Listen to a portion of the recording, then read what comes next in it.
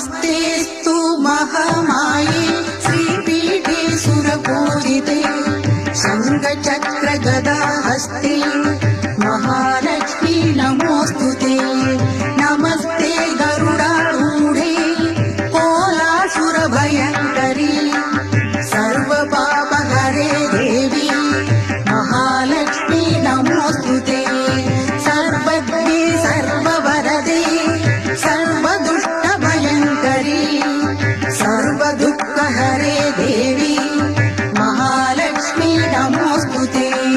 सिद्धिबुद्धिप्रदे देवी भक्तिमुक्तिप्रदायिनी मन्त्रमूर्ते सदा